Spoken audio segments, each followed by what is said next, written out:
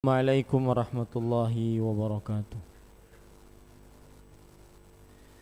Bismillahirrahmanirrahim.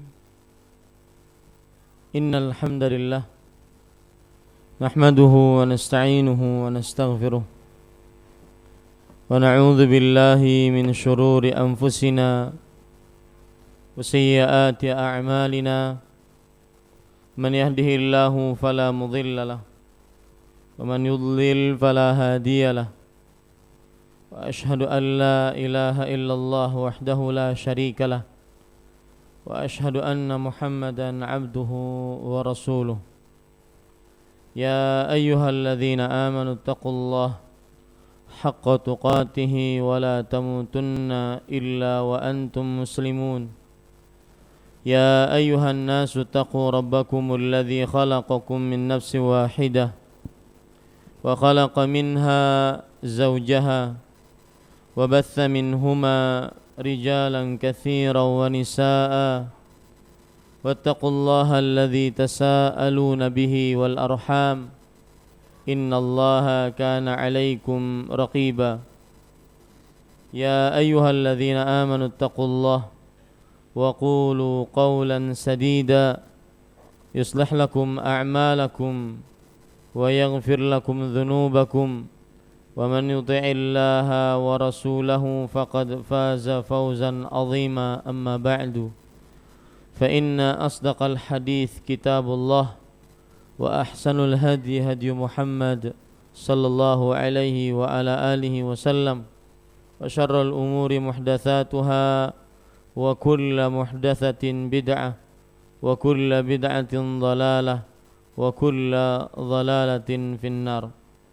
Alhamdulillah, kita bersyukur pada Allah Subhanahu wa ta'ala pada hari ini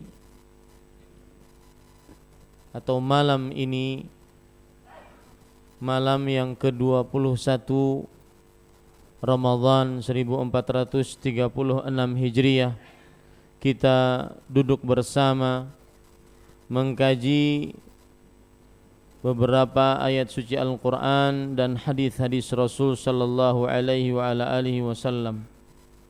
Salawat dan salam semoga selalu Allah berikan kepada Nabi kita Muhammad sallallahu alaihi wa ala alihi wasallam, pada keluarga beliau, para sahabat, serta orang-orang yang mengikuti beliau sampai hari kiamat kelak. Dengan nama-nama Allah yang husna dan sifat-sifat yang ulia, saya berdoa, Allahumma taqabbal minna innaka antas sami'ul alim. Wahai Allah, terimalah dari kami amalan-amalan kami, sesungguhnya Engkau maha mendengar dan maha mengetahui. Kita berdoa kepada Allah Subhanahu wa ta'ala, Allahumma inna na'udzubika an nusyrika bika wa nahnu na'lam wa nastaghfiruka lima la na'lam. Wahai Allah, kami berlindung denganmu dari mensyirikanmu tatkala beribadah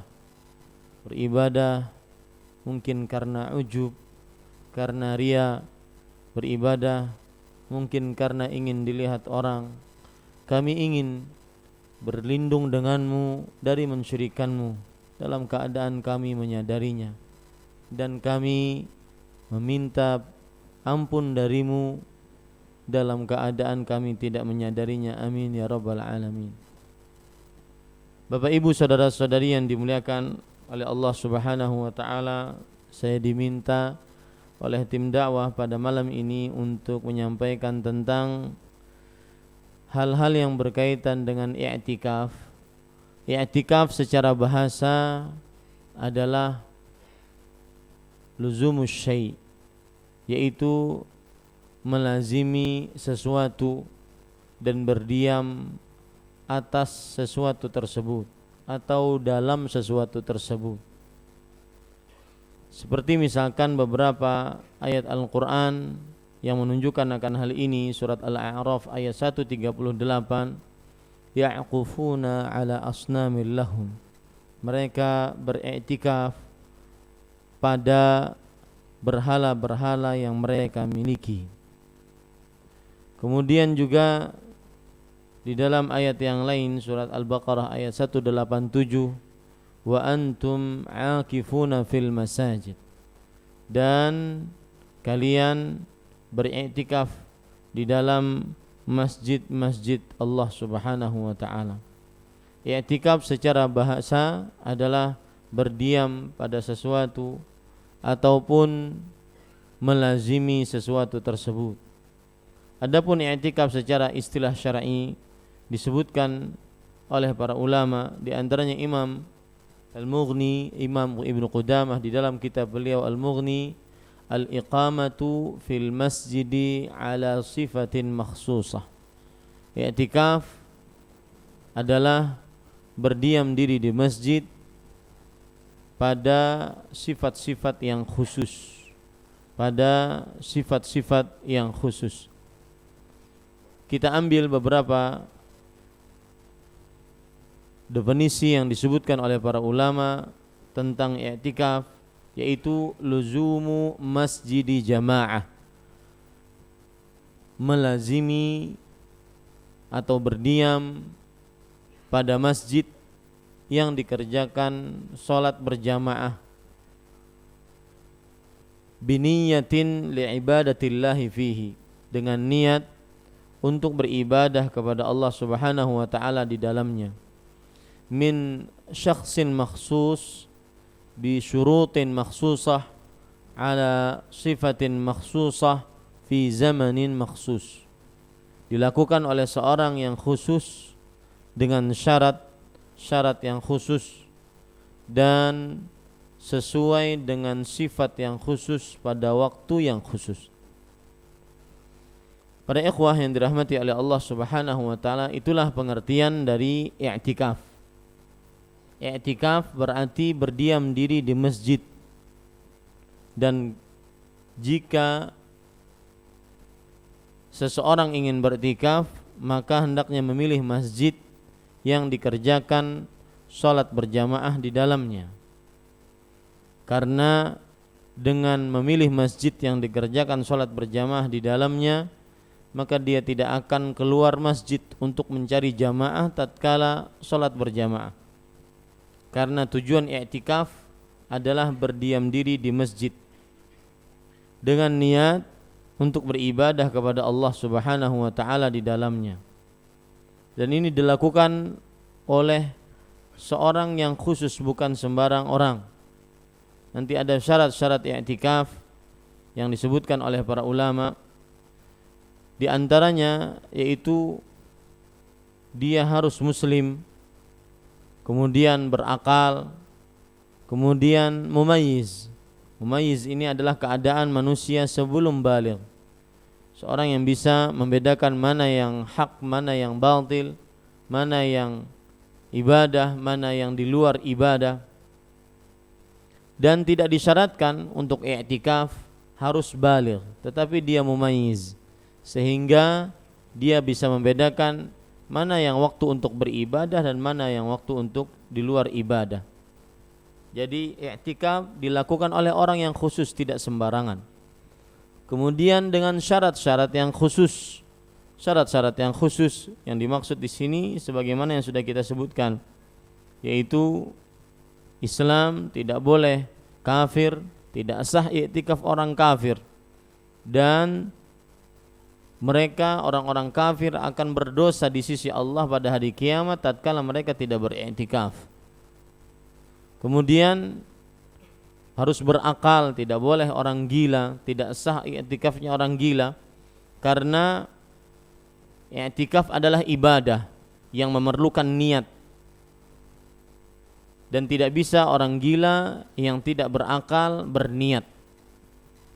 Kemudian dengan syarat-syarat yang khusus pada atau sesuai dengan sifat yang khusus. Nanti akan disebutkan sifat-sifat yang khusus, di antaranya yaitu permasalahan yang berkaitan dengan niat, permasalahan yang berkaitan dengan tempat, permasalahan yang berkaitan dengan masjid yang diiktikafi, apakah harus di masjid yang di dalamnya dikerjakan salat Jumat. Kemudian juga yang berkaitan dengan i'tikaf, yaitu pada waktu-waktu yang khusus. Nanti dibicarakan kapan sebenarnya i'tikaf, di waktu-waktu i'tikaf itu kapan. Apakah boleh seorang beriktikaf cuma malam saja, ataukah dia harus sebagaimana yang dikerjakan iktikafnya oleh Rasul sallallahu alaihi wasallam.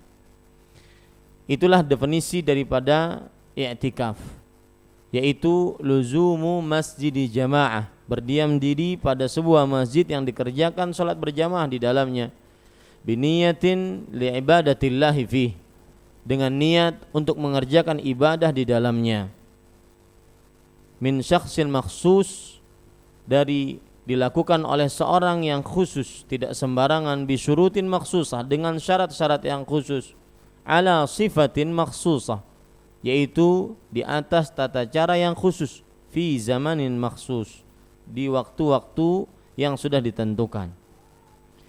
Syarat-syarat i'tikaf ada 7 syarat. Yang pertama yaitu Islam, dan ini syarat sah dan syarat wajib. Syarat sah dan syarat wajib. Islam berarti selain Islam yaitu kafir, maka tidak sah darinya i'tikaf.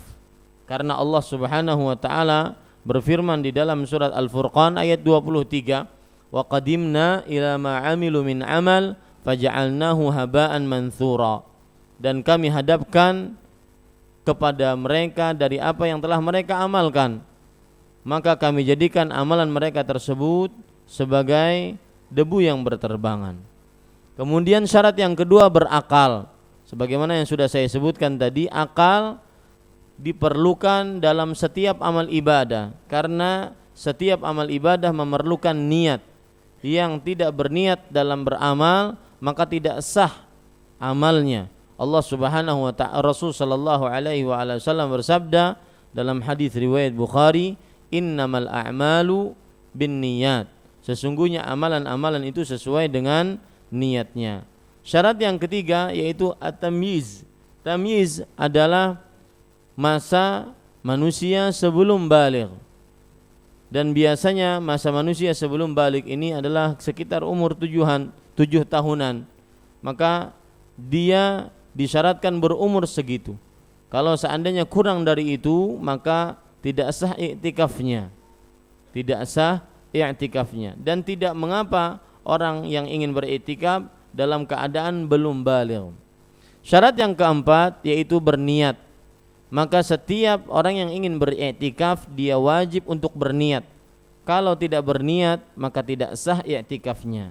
Syarat yang kelima yaitu beriktikaf di masjid, sebagaimana yang dikerjakan oleh Nabi Muhammad sallallahu alaihi wasallam, dan beliau tidak pernah dinukilkan dalam sejarah hidup beliau beriktikaf di selain masjid. Beriktikaf di selain masjid. Dan ini juga sesuai dengan firman Allah Subhanahu wa taala yang saya bacakan tadi, surat Al-Baqarah ayat 187, wa antum aakifuna fil masajid, dan kalian beriktikaf di dalam masjid-masjid. Kemudian yang keenam yaitu syaratnya adalah hendaknya i'tikaf dilakukan di masjid yang di dalamnya dilakukan salat berjamaah. Kenapa? Karena orang yang beriktikaf senantiasa ingin melazimi masjid.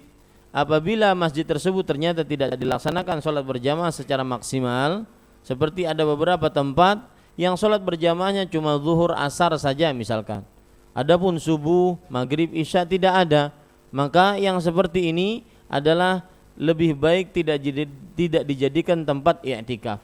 Karena kita mengetahui bahwa salat berjamaah hukumnya yang paling kuat pendapat dari para ulama adalah hukumnya wajib. Makanya para ikhwan yang dirahmati oleh Allah Subhanahu wa taala, bahwa tidak sah i'tikaf seseorang di masjid yang tidak didirikan salat berjamaah padanya. Yang tidak didirikan salat berjamaah padanya. Apabila ditanya, haruskah masjid tersebut dalam keadaan mengerjakan salat Jumat juga? Maka jawabannya hanya keutamaan.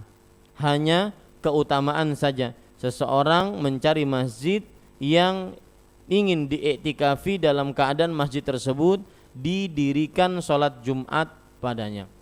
Kemudian syarat yang ketujuh yaitu suci dari hadas besar seperti nifas, haid, junub, ya, seperti suci dari hadas besar, nifas, haid dan junub. Allah Subhanahu wa taala berfirman di dalam surat An-Nisa ayat 43, ya ayyuhalladzina amanu la taqrabus salata wa antum sukara hatta ta'lamu ma taqulun wala junuban illa abiri sabilin hatta taghtasilu. Artinya, wahai orang yang beriman, janganlah kalian mendekati salat. Salat di sini masjid. Ya, nama lain dari masjid adalah salat. Kenapa? Karena di dalam masjid didirikan salat, maka diambil masjid salah satu namanya adalah salat. Saking masjid itu terkenal dengan salatnya. Dalam keadaan kalian mabuk, dalam keadaan kalian mabuk sampai kalian sadar apa yang kalian ucapkan. Dan juga tidak boleh orang yang junub, maksudnya mendekati masjid, kecuali kalau dia melewati masjid tersebut saja sampai mereka mandi. Ini menunjukkan Bapak, Ibu, saudara-saudari yang dimuliakan oleh Allah Subhanahu wa taala, bahwa seorang yang junub dia tidak diperbolehkan untuk beriktikaf. Maka orang yang junub nantinya saat-saat iktikaf, maka dia diwajibkan untuk mandi, kemudian setelah itu baru menyambung kembali iktikafnya. Bukan dikatakan dia batal iktikafnya ataupun terputus iktikafnya, tidak. Akan tetapi dia diwajibkan untuk mandi dahulu, kemudian baru bisa berdiam diri di masjid. Apalagi di sana ada hadis yang diriwayatkan oleh Imam Abu Daud, ya, yang diriwayatkan oleh Imam Abu Daud, yang dihasankan oleh sebagian ulama. Wajjihu hadhil buyut anil masjid. Artinya, hadapkanlah rumah-rumah ini menghadap masjid. Fa inni la uhillul masjida li haidhin wala junub. Sesungguhnya aku tidak halalkan masjid untuk seorang wanita haid dan junub. Ini menunjukkan Bapak, Ibu, saudara-saudari yang dimuliakan oleh Allah Subhanahu wa taala, bahwasanya seorang yang junub dia diwajibkan untuk mandi, baru setelah itu beriktikaf kembali. Kemudian Bapak, Ibu, saudara-saudari yang dimuliakan oleh Allah Subhanahu wa taala, hukum i'tikaf. Hukum i'tikaf adalah sunnah, tidak wajib. Kecuali kalau ada orang yang bernazar ingin beriktikaf, dia sunnah dan tidak wajib. Dalam dalil-dalil yang menunjukkan kesunnahan i'tikaf, artinya syariat yang disyariatkan oleh Allah tentang i'tikaf ini, dalilnya adalah diantaranya surat Al-Baqarah ayat 125. Allah Subhanahu wa taala berfirman tentang Nabi Ibrahim, atau kepada Nabi Ibrahim dan kepada Nabi kita Muhammad sallallahu alaihi wasallam, antahhira baitiya lit-taifina wal-'akifina war-ruk'is sujud. Hendaknya kalian berdua mensucikan rumahku untuk orang-orang yang i'tikaf, ya, untuk orang-orang yang tawaf dan i'tikaf, dan orang-orang yang ruku serta sujud. Di sini menunjukkan Bapak, Ibu, saudara-saudari yang dimuliakan oleh Allah Subhanahu wa taala, kenapa disebutkan i'tikaf? Menunjukkan bahwasanya i'tikaf adalah syariat yang disyariatkan oleh Allah Subhanahu wa taala. Kemudian dalil yang menunjukkan bahwa i'tikaf adalah syariat yang disyariatkan oleh Allah, yaitu hadis Nabi Muhammad sallallahu alaihi wasallam yang diriwayatkan oleh Imam Bukhari dan Muslim dari Abdullah bin Umar radhiyallahu anhuma, kana Rasulullah sallallahu alaihi wasallam ya'takiful ashral awakhir min Ramadan. Nabi Muhammad sallallahu alaihi wasallam sering, apabila ada dalam bahasa Arab kana, kemudian setelah itu fi'il mudhari', maka menunjukkan kathrah wa tikrar, yaitu menunjukkan banyak dan diulang-ulang. Sering Rasul sallallahu alaihi wasallam beriktikaf di 10 hari terakhir dari Ramadan. Ya. Sedikit menyinggung tentang kata-kata 10 hari terakhir Ramadan. Kalau seandainya Ramadan cuma 29 hari, berarti 10 hari terakhir mulai tadi malam, bukan malam ini. Ya, akan tetapi yang dimaksud dengan 10 hari terakhir dari Ramadan adalah bahwa 10 hari ketiga dari Ramadan. Karena kita tidak mengetahui Ramadan itu apakah sampai 29 hari ataukah sampai hari ke-30 awan menutupi hilal. Maka Bapak, Ibu, saudara-saudari, yang dimaksudkan dalam hadis Rasul sallallahu alaihi wasallam 10 hari terakhir, yaitu maksudnya adalah 10 bagian ketiga dari Ramadan, ya. Kemudian dalil yang lain yang menunjukkan bahwa Nabi Muhammad sallallahu alaihi wasallam beriktikaf, hadis Aisyah radhiyallahu anha, beliau bercerita, anna Nabiy sallallahu alaihi wa ala alihi wasallam kana ya'takiful ashral awakhir min Ramadan. Artinya Nabi Muhammad SAW beriktikaf di 10 hari terakhir dari Ramadan hatta tawaffahu Allah Ta'ala, sampai beliau wafat atau diwafatkan oleh Allah Subhanahu wa Ta'ala. Ini menunjukkan bahwa syariat iktikaf itu sangat-sangat dianjurkan. Karena apa? Karena Nabi Muhammad SAW tidak pernah meninggalkannya, ya, tidak pernah meninggalkannya. Dan Nabi Muhammad SAW sepeninggal beliau, para istrinya pun beriktikaf, menunjukkan bahwa perempuan diperbolehkan untuk beriktikaf. Adapun dari ijma', dalilnya yaitu Imam Nawawi mengatakan al-i'tikafu sunnatun bil ijma' wala yajibu illa bin nadhari bil ijma'. Al-i'tikaf itu adalah sunnah dengan kesepakatan para ulama, dengan konsensus para ulama, dan tidak wajib kecuali kalau apabila ada orang bernazar. Ya, tidak wajib. I'tikaf tidak wajib. Makanya kalau seandainya ada yang kerja malam, ada yang satu dan lain hal tidak bisa i'tikaf, ya, maka jangan merasa bahwasanya dia kemudian tidak bisa mendapatkan Lailatul Qadar. Tidak. I'tikaf bukan hanya untuk orang-orang yang dapat Lailatul Qadar saja. I'tikaf adalah untuk orang-orang yang beribadah di malam-malam yang bertepatan dengan turunnya Lailatul Qadar, yang bertepatan dengan turunnya Allah, turunnya para malaikat. Maka itulah yang disebut dengan Lailatul Qadar. Jadi i'tikaf, ya, bukan tujuannya adalah pasti dapat Lailatul Qadar, tidak, tetapi diharapkan dengan sangat dia mendapatkan itu karena dia sudah memfokuskan dirinya untuk beribadah kepada Allah Subhanahu wa taala, ya. Dan tidak wajib i'tikaf kecuali dengan nazar. Kalau ada orang bernazar, kalau saya sembuh maka saya bernazar ingin beriktikaf di sebuah masjid. Ini tidak wajib kecuali dengan nazar.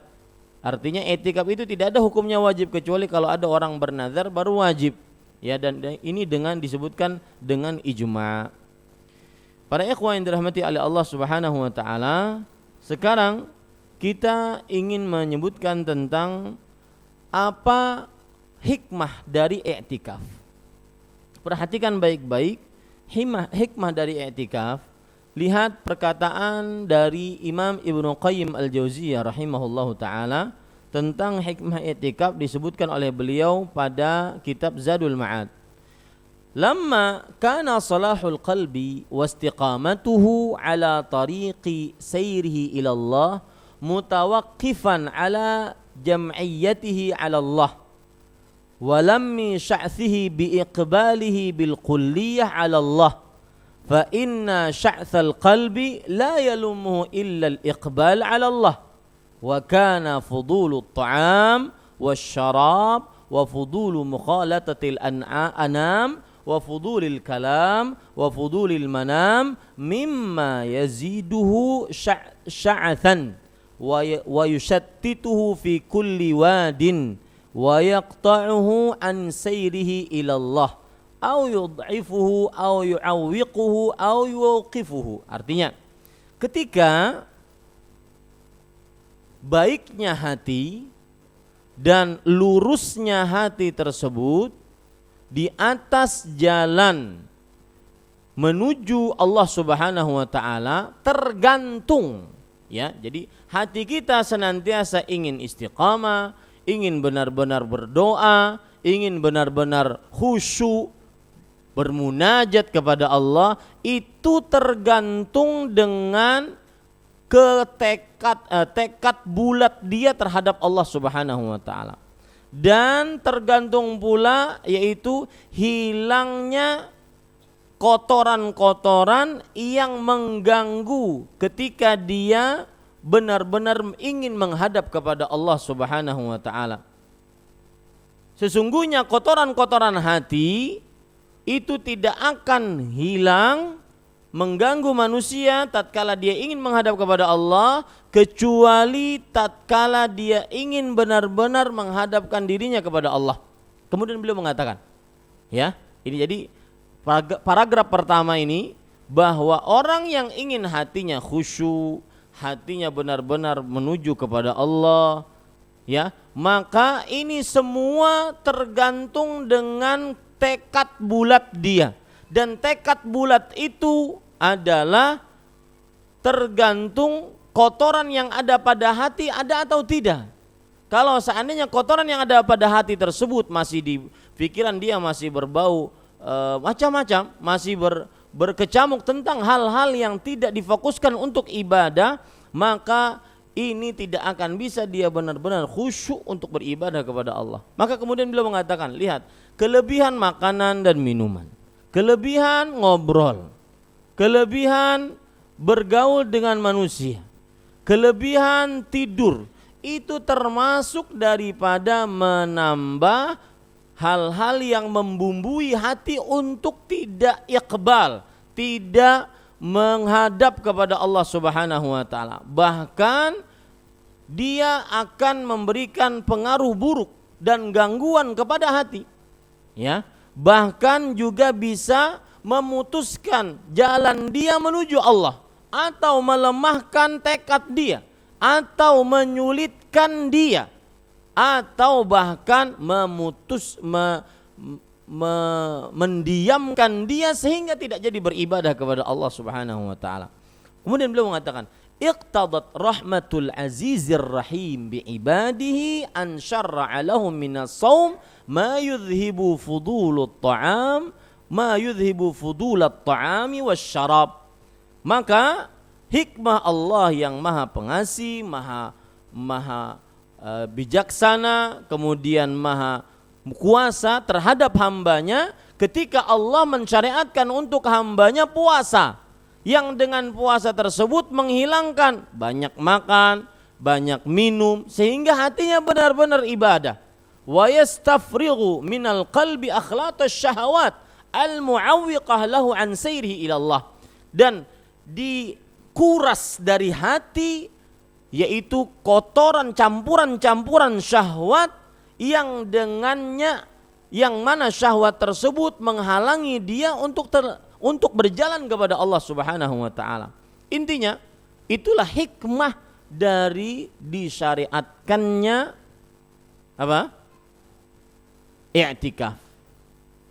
Ada beberapa riwayat yang menarik, subhanallah, bahwa Nabi Muhammad sallallahu alaihi wasallam idza dakhala al-ashr, jika masuk kepada 10 malam terakhir yang kita sekarang ini mulai pada malam-malam ini, malam-malam yang begitu mengkhawatirkan, antara harap dan takut, antara yad'unana raghaban wa rahaba, antara kita berharap tapi juga kita takut, sebagaimana para nabi alaihi wassalatu wassalam, apakah kita diterima atau tidak.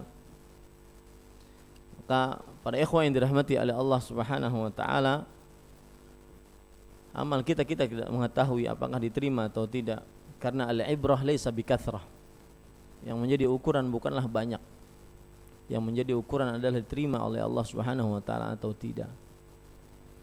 Maka Bapak Ibu saudara-saudari, Rasul sallallahu alaihi wasallam demi iqbal ala Allah, demi benar-benar menghadap kepada Allah, mengosongkan hati dari selain Allah, dari selain ibadah kepada Allah, maka adanya syariat i'tikaf. Di siang hari kita sudah hilang syahwat, terhadap makan, minum yang menjadikan kita terlalu sibuk dengannya. Kadang-kadang kita ingin makan harus pergi ke sana dulu nyari macam-macam, ya. Padahal hanya untuk sesuap, 2 suap, 3 suap itu kalau seandainya selain Ramadan. Makanya ada Ramadan, hikmahnya adalah agar kita lebih fokus kepada Allah, lebih beribadah kepada Allah, adanya puasa. Kemudian adanya i'tikaf agar di malam hari. Dan ada riwayat yang saya ingin sebutkan tadi, Nabi Muhammad sallallahu alaihi wasallam idza dakhala asyara tawa firasyahu. Beliau melipat kasurnya. Ya, melipat kasurnya menunjukkan bahwasanya ingin benar-benar iqbal ala Allah, menghadap benar-benar kepada Allah Subhanahu wa taala. Syammar, beliau begadang malam. Wa'tazalan nisa, dan menjauhi istri-istrinya.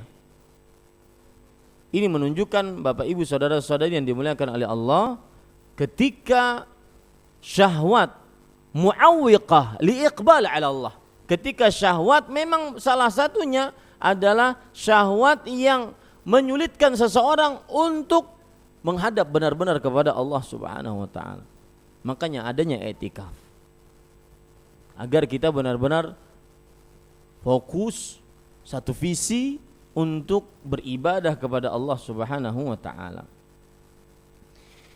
Bapak Ibu saudara-saudari yang dimuliakan oleh Allah Subhanahu wa taala, yang berkaitan dengan waktu i'tikaf, maka wallahu alam pendapat yang paling kuat adalah waktu i'tikaf tidak ada waktu yang paling sedikit dan tidak ada waktu yang paling banyak.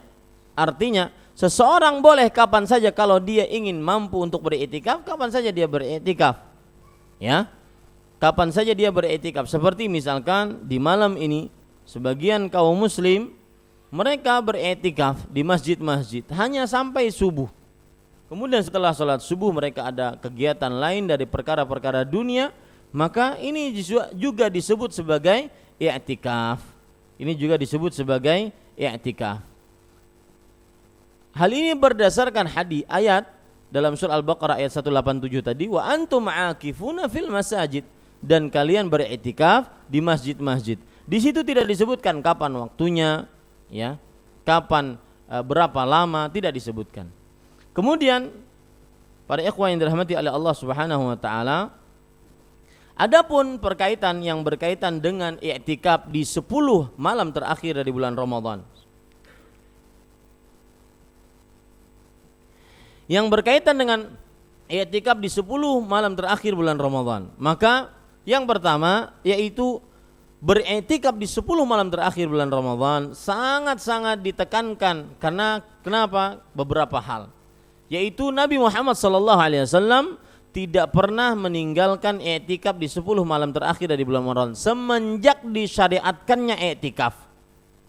Yang kedua, Nabi Muhammad SAW mengqadha i'tikaf beliau kalau seandainya beliau tertinggal i'tikafnya.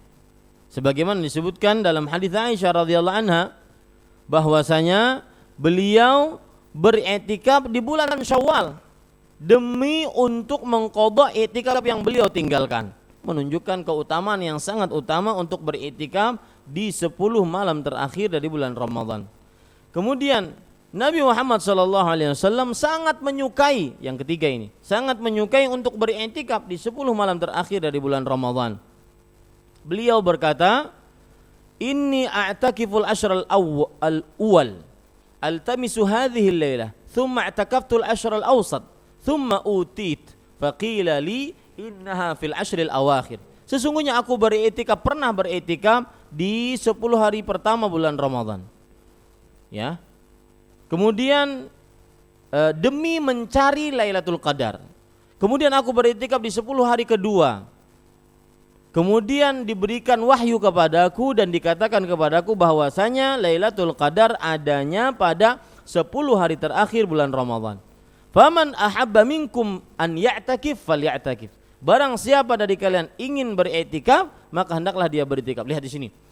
Ini perkara yang sangat menarik bahwa Lailatul Qadar sangat erat kaitannya dengan i'tikaf. I'tikaf sangat erat kaitannya dengan Lailatul Qadar. Artinya salah satu yang membuat sarana seseorang untuk mendapatkan Lailatul Qadar adalah dengan beriktikaf kepada Allah. Itu kalau iktikafnya dengan sebenar-benarnya. Kalau iktikafnya berpindah guring aja lain kisah. Ya. Pindah tempat saja ini bukan iktikaf namanya. Ya, pindah iktikaf. Ini Bapak Ibu saudara-saudari yang dimuliakan oleh Allah Subhanahu wa taala. Kemudian Bapak Ibu saudara-saudari yang dimuliakan oleh Allah, i'tikaf di 10 hari terakhir bulan Ramadan lebih utama dan sangat dianjurkan disebabkan perkara yang keempat, karena di 10 malam terakhir dari bulan Ramadan terdapat Lailatul Qadar. Ya, terdapat Lailatul Qadar. Nah, ini menunjukkan bahwasanya beriktikaf adalah sesuatu yang sangat dianjurkan, terutama di 10 malam terakhir dari bulan Ramadan. Taib. Sekarang kita masuk kepada teknis dari i'tikaf. Masuk i'tikaf, kita berbicara sekarang i'tikaf di 10 malam terakhir bulan Ramadan. Masuk dari i'tikaf, maka pendapat yang lebih kuat yaitu pendapat jumhur ulama, mereka mengatakan bahwasanya masuk i'tikaf adalah sebelum terbenam matahari pada hari ke-20. Jadi tadi ya, sebelum terbenam matahari pada hari ke-20 hendaklah dia masuk ke dalam tempat i'tikaf, yaitu masjidnya, agar dia menghadapi malam ke-21 dan dia sudah di dalam tempat i'tikafnya. Ya. Dan ini berdasarkan hadis dari Abu Sa'id Al-Khudri. Beliau bercerita, "I'takafna ma'an Nabi sallallahu alaihi wasallam al-ashral awsat min Ramadan, fa kharaja sabihata 20 fa khatabana."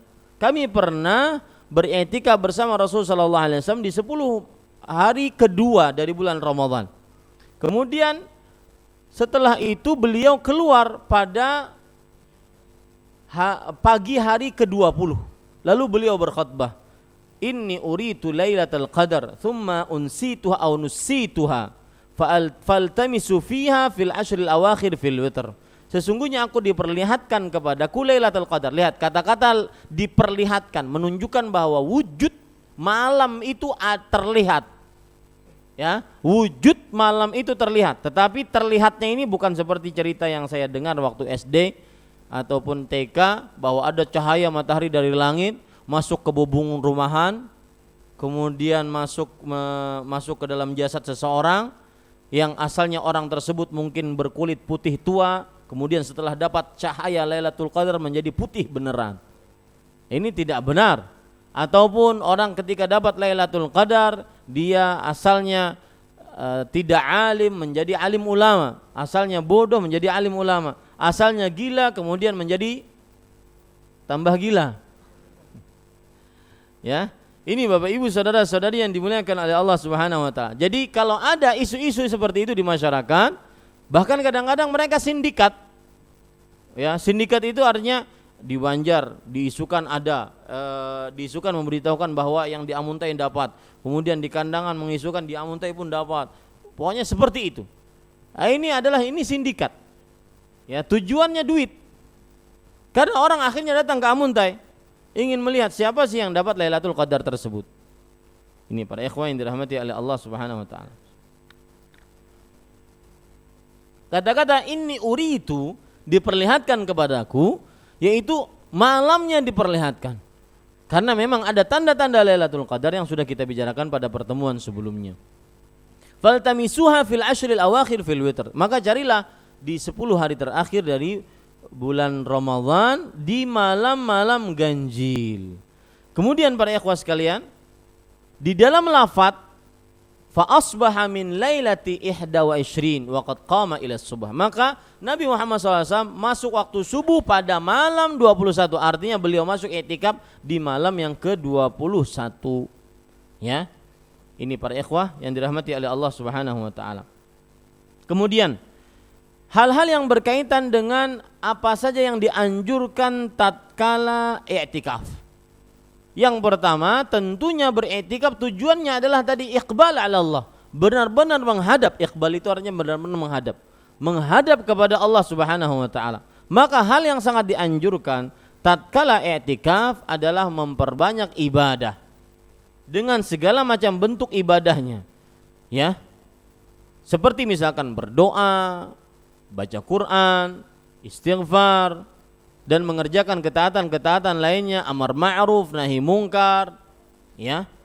Dan salah satu kunci sukses untuk seseorang beribadah kepada Allah Subhanahu wa taala adalah dia mengerjakan hadis Rasul sallallahu alaihi wasallam yang diriwayatkan oleh Imam Tirmidzi, min husni islamil mar tarkuhu ma la ya'ni. Termasuk kebaikan keislaman seseorang adalah meninggalkan sesuatu yang tidak bermanfaat untuknya. Kemudian juga ada hadis yang menarik, ihris ala ma yanfa'uk. Amalkan ini di 10 malam terakhir bulan Ramadan, baik yang beriktikaf ataupun yang tidak beriktikaf. Ihris ala ma yanfa'uk. Sungguh-sungguhlah untuk sesuatu yang tidak bermanfaat padamu. Saif al-Yamani rahimahullah mengatakan, inna min alamati i'radillahi lil 'abd an yashghalahu bima la yanfa'u. Ini juga perkataan Al-Hasan Al-Basri, sama, hampir sama. Sesungguhnya tanda Allah berpaling dari hamba tersebut adalah Allah Subhanahu wa taala menjadikan hamba tersebut mengerjakan sesuatu yang menyibukkan dia dan tidak bermanfaat untuknya. Maka jauhi hal-hal yang tidak bermanfaat. Sibuk sendiri dengan sesuatu yang tidak manfaat. Misalkan ingin baca Quran, ya, lihat ingin baca Quran, kemudian melihat berantakan, ya, berantakan, dianggap berantakan, padahal tidak berantakan. Dia kemudian rapi-rapi, habis waktu. Qurannya terbuka nggak pernah dibaca. Atau ingin baca Quran, kemudian di sampingnya handphone, ya. Baca Quran seayat 2 ayat nguap. Pas megang handphone 1 jam 2 jam gak nguap. Ini sesuatu yang tidak bermanfaat. Ya akhi, jangan pernah main-main dengan Lailatul Qadar. Rasulullah sallallahu alaihi wasallam sampai i'tikaf.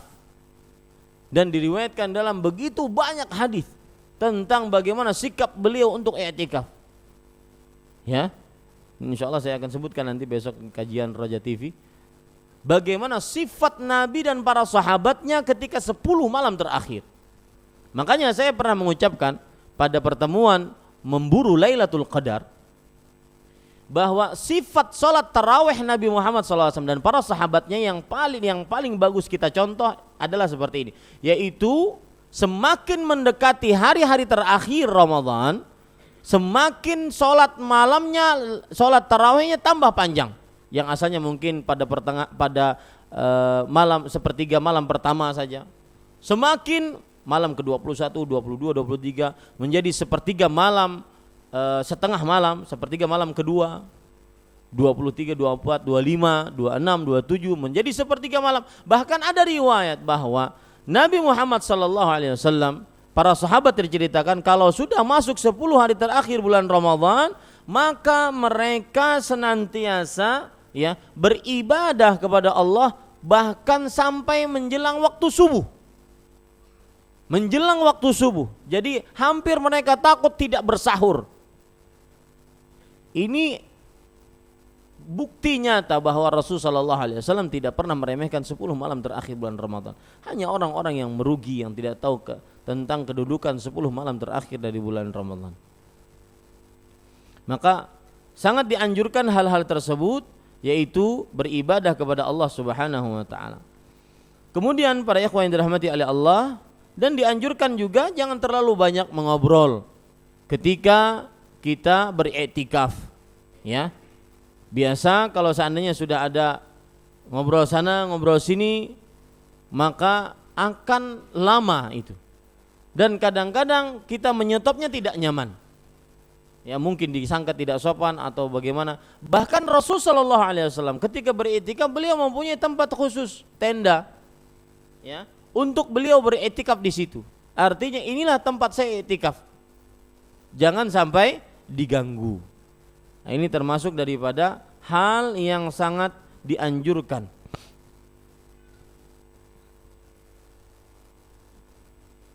Kemudian para ikhwan yang dirahmati oleh Allah Subhanahu wa taala, hal-hal yang dimubahkan, kalau tadi hal-hal yang sangat dianjurkan, yang dimubahkan untuk orang yang beriktikaf, yaitu boleh bagi orang yang beriktikaf keluar masjid untuk sesuatu yang harus tidak bisa tidak.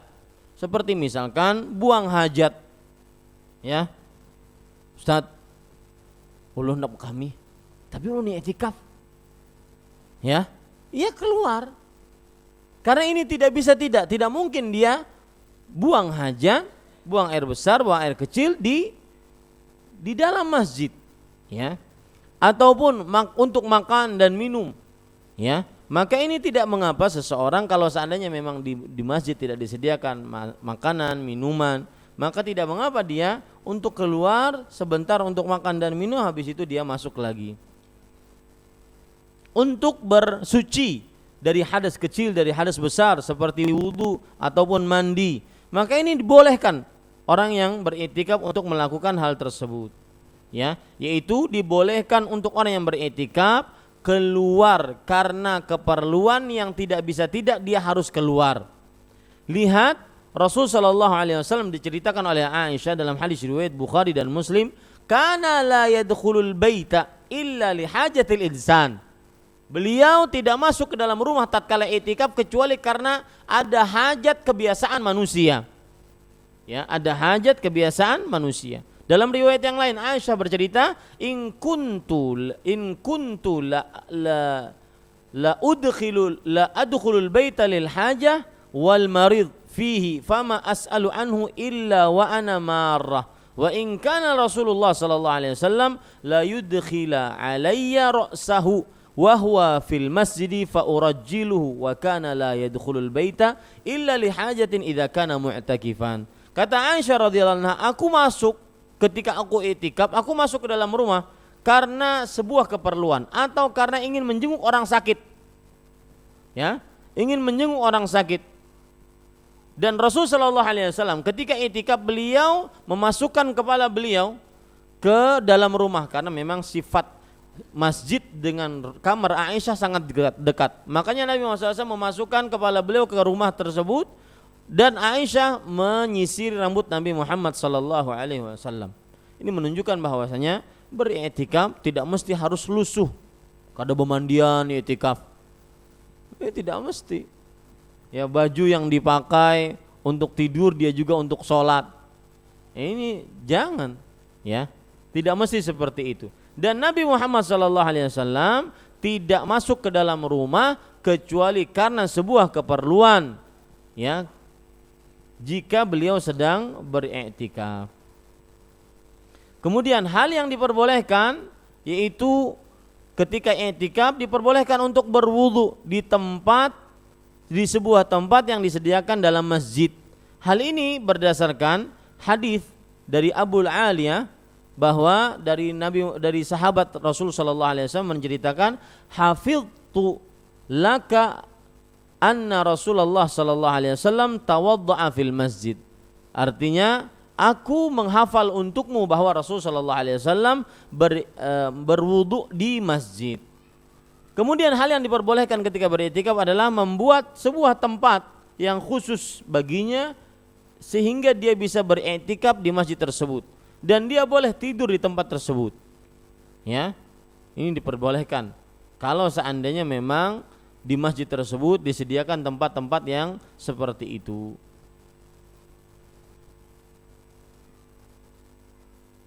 Setelah ini jangan ada yang bawa serobong ke sini. Ya. Kemudian para ikhwan yang dirahmati oleh Allah Subhanahu wa taala, tidak mengapa bagi seorang yang beriktikaf, ini yang keempat, untuk melazimi sebuah tempat di masjid. Ya. Untuk melazimi sebuah tempat di masjid sebagaimana yang diceritakan oleh Abdullah bin Umar radhiyallahu anhuma bahwa Nafi' rahimahullah berkata, waqad arani Abdullah ibnu Umar al-makan alladhi ya'takifu fihi Rasulullah sallallahu alaihi wasallam di masjid. Kata Nafi', pembantunya Abdullah bin Umar, tuanku telah melihatkan bagaimana atau tempat Rasul sallallahu alaihi wasallam beriktikaf di masjid tersebut. Nah, ini tidak mengapa. Makanya kalau kita ke Masjid Nabawi itu ada tiang, ya, yang pernah saya ceritakan bersama saya ke Masjid Nabawi, itu ada tiang di Masjid Nabawi, itu ada namanya Ustuwanu I'tikaf. yaitu tempat i'tikafnya Rasul sallallahu alaihi wasallam. Kemudian para ikhwan yang dirahmati oleh Allah, tidak mengapa seseorang untuk berkomunikasi ketika i'tikaf ataupun saling menziarahi ketika i'tikaf, ini tidak mengapa. Kemudian juga tidak mengapa wanita yang istihadhah untuk beriktikaf di masjid. Istihadhah, darah yang keluar bukan pada kebiasaannya istihadhah, karena ada sel, ada selaput pada depan kemaluan perempuan yang pecah yang menyebabkan darahnya terus-terusan keluar. Maka ini tidak mengapa wanita seperti ini untuk beriktikaf asalkan dia memakai pembalut. Makan dan minum di masjid ini tidak mengapa asalkan menjaga kebersihan. Sebagaimana dalam hadis dari Abdullah bin Harith Az-Zubaidi, beliau bercerita, kunna na'kulu ala hadi Rasulillah sallallahu alaihi wasallam fil masjid. Kami makan dan minum di zaman Rasul sallallahu alaihi wasallam di dalam masjid. Kemudian tidak mengapa seseorang beriktikaf untuk mandi. Ya, mandi di kamar mandi kemudian dia masuk lagi ke masjidnya. Ini tidak mengapa. Sebagaimana yang dilakukan oleh Nabi Muhammad sallallahu alaihi wasallam kepada Aisyah yang sudah saya ceritakan tadi, bahwa Nabi Muhammad SAW setelah mandi beliau minta disisirkan rambutnya oleh Aisyah radhiyallahu anha. Kemudian mubtilat i'tikaf, yaitu hal-hal yang membatalkan i'tikaf. Keluar masjid dengan sengaja tanpa ada keperluan, ini pembatal i'tikaf. Ya, kalau batal i'tikafnya berarti dia kemudian harus berniat kembali. Nah, itu dia. Ya. Kemudian pembatal i'tikaf yang kedua yaitu bersetubuh di waktu i'tikaf. Allah Subhanahu wa taala berfirman di dalam Al-Qur'an surah Al-Baqarah ayat 187, "Wala tubashiruhunna wa antum 'akifuna fil masajid." Janganlah kalian menggauli istri-istri kalian sedangkan kalian dalam keadaan beriktikaf di masjid. Kemudian yang ketiga yaitu pembatal i'tikaf mabuk. Yang keempat pembatal i'tikaf adalah murtad dari agama Islam. Ini Bapak Ibu saudara-saudari yang dimuliakan oleh Allah Subhanahu wa taala. Sekarang Bapak Ibu saudara-saudari yang dimuliakan oleh Allah, terakhir 5 menit kasih saya waktu. Saya ingin menyebutkan bahwa ini adalah pertaruhan kita. 10 malam terakhir dari Ramadan. 10 malam terakhir Ramadan adalah nilai 10 malam pertama dan 10 malam kedua. Jika 10 malam pertama, 10 malam kedua seseorang mengisinya dengan ibadah, ternyata 10 malam terakhir malah dia bagaikan pejuang yang mati sebelum medan pertempuran selesai, maka atau sebelum sampai ke medan pertempuran, maka dia gugur bukan sebagai pahlawan. Dan Rasul sallallahu alaihi wasallam bersabda, "Innamal a'malu bil khawatim." Amalan-amalan itu diukur pada akhirnya. Maka Bapak Ibu saudara-saudari yang dimuliakan oleh Allah, perhatikan baik-baik di 10 malam terakhir bulan Ramadan. Jangan kita menganggap Ramadan sudah selesai sebagaimana sebagian orang menganggapnya.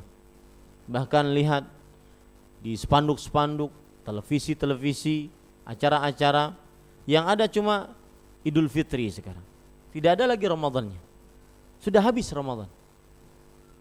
Padahal puncak Ramadan ada pada 10 hari terakhir bulan Ramadan.